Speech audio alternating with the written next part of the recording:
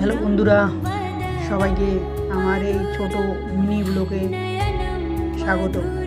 বন্ধুরা, সবাই আমার এই ইউটিউব চ্যানেলটাকে সাবস্ক্রাইব করবেন এবং আমার পাশে থাকবেন। আমাদের বাড়িতে আজকে কীর্তনের ভোগের প্রসাদ বিতরণ হচ্ছে, তার জন্য ছোট্ট একটা মিনি ব্লগ তৈরি করতেছি।